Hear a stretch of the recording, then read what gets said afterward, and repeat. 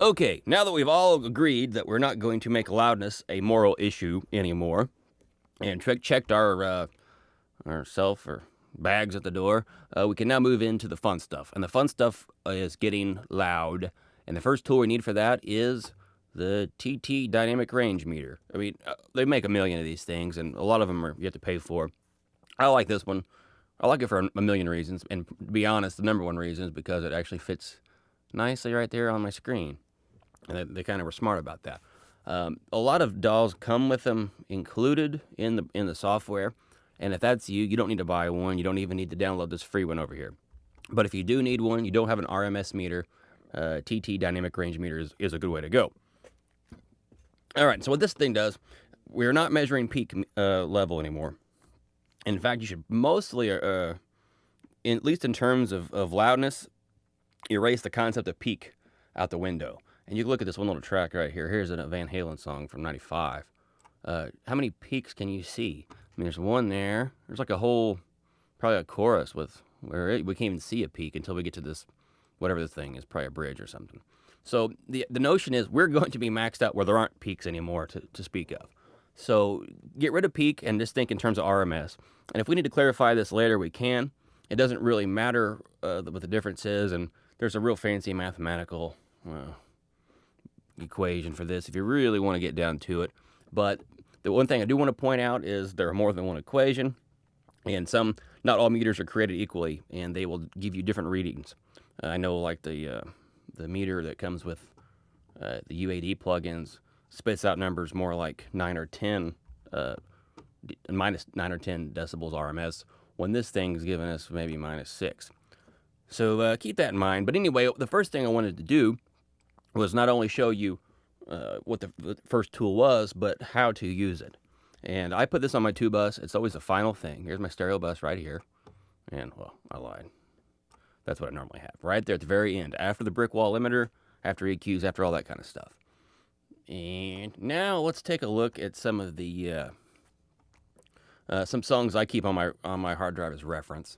And just so you can get an idea of how loud they are. I'm going to pull these down just a little bit, actually quite a bit. They're going to be soft in volume in your speakers here, but just pay attention to this meter. The meter is everything.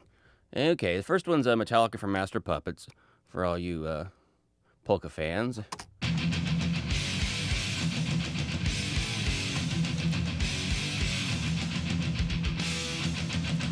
Okay, so you can see we're hitting minus 12 consistently, decibels RMS, and this is one of the louder peaks portions of the song. And you can really tell loudness just by looking for the most part. You can see this looks louder than this little break here, but for the most part, the song's the same thing. We don't really care too much about instantaneous little peaks, like whatever this little guy here, right there. Let me zoom out now. You can see, there he was again. Oopsie. Those things we don't care too much about, and the reason we don't care about it is because minus 12 RMS is 1986.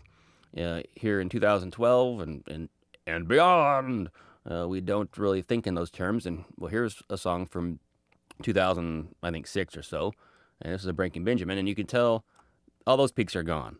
And in fact, they knocked all the peaks down, and then it looks like they just went in and highlighted the verses like this and pulled them down a notch, because you can see they're shaved down equally well. So they just crushed this damn song, and no apologies.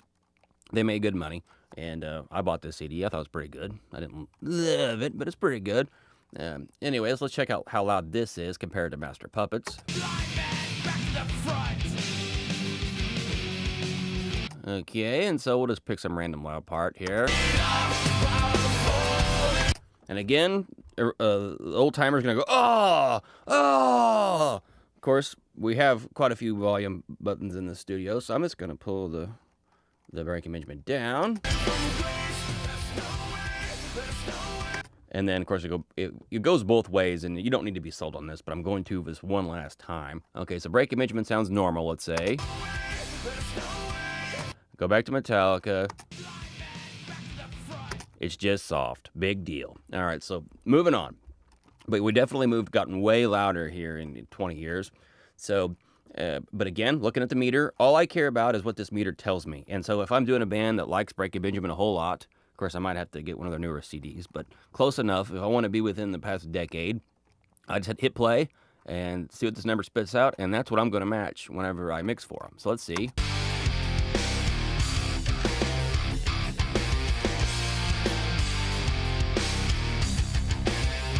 It looks like with no vocals, they're kind of at -7, give or take.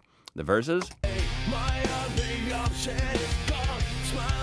they're at -9, and it's important to note, once again, that at -9, they artificially pulled that down, just like I could cut this and yank it down like that. That's exactly what they did. I'm almost positive. But anyway, let's go to a chorus with vocals and see how loud they go.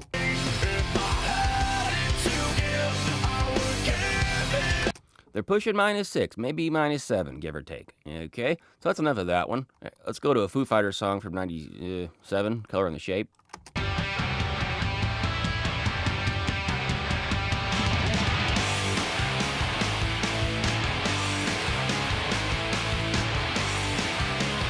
Okay, and so without vocals, they're up about -8. So not a whole lot changed in that 10 years from '97 to 2006, although everybody talks about it all the time. I'm gonna quit talking. I get so damn mad at all the buttholes starting crap with this. I'm used to defending myself that I want to keep on defending myself, even though there's nothing to defend. If you like music after '97, you're used to it being loud. End of story. Okay, so anyway, Foo Fighters, when they're screaming their head off, how loud are they?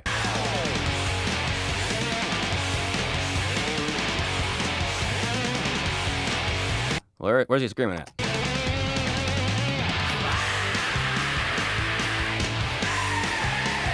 Okay, so about -7, give or take. They're a decibel or 2 down from the 2006 Breaking Benjamin. Here we got Stone Temple Pilots. Yeah, let's see. This is from Core, 94 maybe?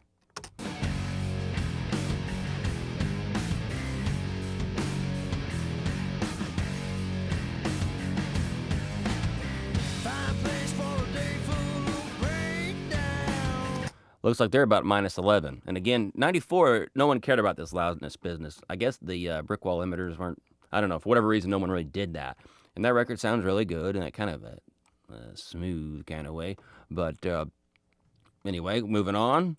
Van Halen, this is off Balance, so like 2005 maybe.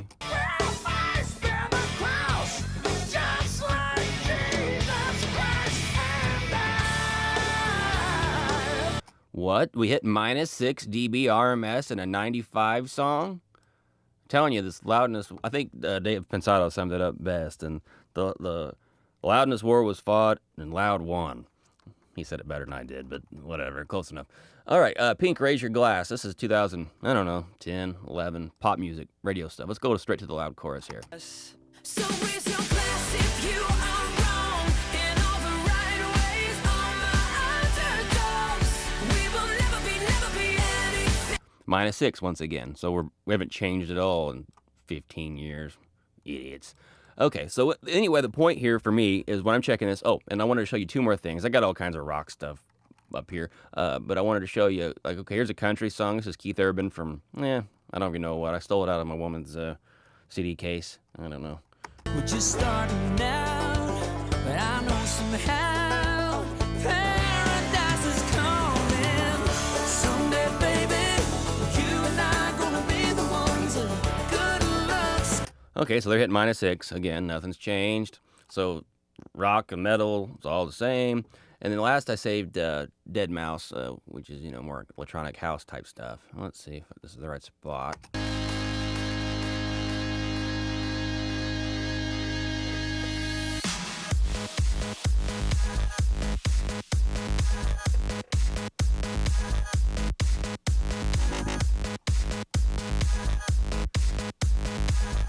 Okay, and he's hitting about -7 there.